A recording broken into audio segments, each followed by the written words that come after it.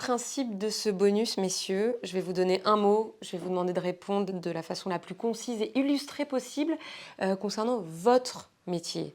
On va parler de rugby, on va parler de musique. Et le premier mot, c'est complémentarité. Mathieu. Complémentarité dans une équipe, pour moi, c'est des artisans. Il en faut beaucoup. Ils sont dans un travail dur et qu'on ne voit pas forcément assez. Il faut des experts, ceux qui excellent. Et puis, il faut 3, 4, 5, 6 étoiles. Et l'ensemble de cette complémentarité, vous avez une équipe qui gagne. Laurent. Dans un orchestre, la complémentarité, c'est l'expression de la diversité des parcours et des talents. Et c'est sans doute la complémentarité la chose la plus importante pour un concert réussi. On doit s'attacher à ce que chacun puisse compléter le talent de l'autre.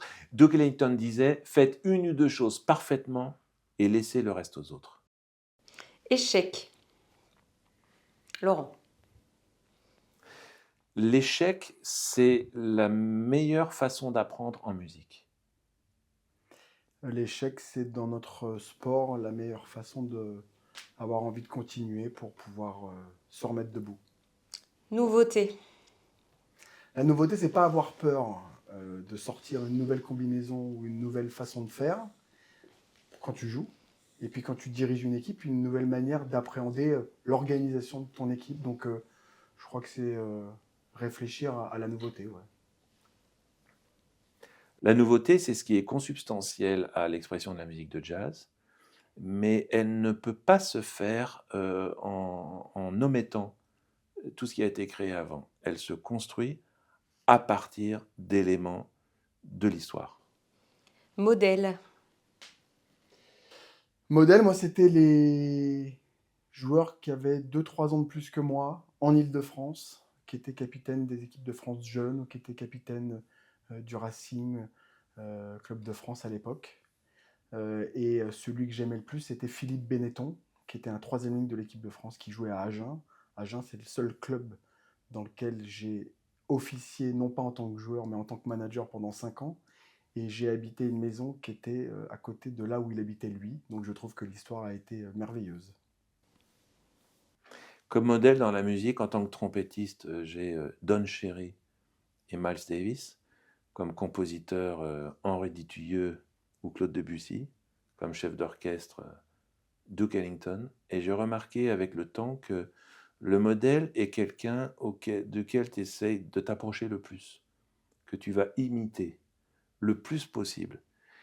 Mais plus on a de modèles, plus on arrive à trouver sa propre voix. Et surtout, ce que j'ai appris, c'est que la différence entre ce que tu essayes de faire dans ton imitation du modèle et la réalité du modèle, cette petite différence, c'est ce que tu apprends sur qui tu es vraiment. Mental. Qui doit se travailler et que l'on ne fait pas suffisamment, en tout cas dans les sports collectifs. On développe le physique, on développe la technique, la stratégie. Le mental est ce qui pilote l'ensemble des choses, notamment pour pouvoir durer. Et c'est relié aux sentiments ou aux émotions. Donc l'émotion, souvent éphémère, heureusement, dans les victoires et les défaites. Les sentiments, des choses plus ancrées, cette camaraderie, cette capacité à être altruiste, à vouloir travailler avec les autres. Pour moi, tout ça, c'est le mental. À la différence du sport, pardon Mathieu, dans la musique, on n'a pas de championnat du monde, on n'a pas de championnat, on n'a pas de personne à battre, on n'a pas de victoire, on n'a pas de défaite, on n'a pas de championnat et on n'a pas de Jeux olympiques. Donc ça veut dire qu'on travaille dans un autre univers. On est dans le domaine de l'invisible et on doit embarquer des gens avec de la musique inodore, invisible, comme je disais. Et pourtant, il faut arriver à en faire quelque chose. Je pense que le degré ultime du mental pour nous, c'est l'art du lâcher-prise. Hiérarchie. Alors moi, je l'aime bien, personnellement. Bien sûr, si elle est douce et bienveillante, mais ça veut dire qu'elle a le droit d'être ferme et dure. Mais je l'aime bien quand elle est à l'horizontale et pas à la verticale, quand on est les uns à côté des autres et pas quand on est les uns en dessous des autres. Et j'aime beaucoup aussi lorsqu'elle est annoncée dès le départ et qu'elle annonce de faire en sorte d'essayer d'apparaître le moins possible. La hiérarchie dans un orchestre, à part le fait qu'il y a un chef d'orchestre qui est devant, qui a réuni l'orchestre et qui dirige l'équipe, mais à la rigueur, elle est dans une fonction. Mais la plupart du temps, la hiérarchie, elle est la conséquence de l'excellence de chacun. Et elle est extrêmement reconnue par les uns et les autres.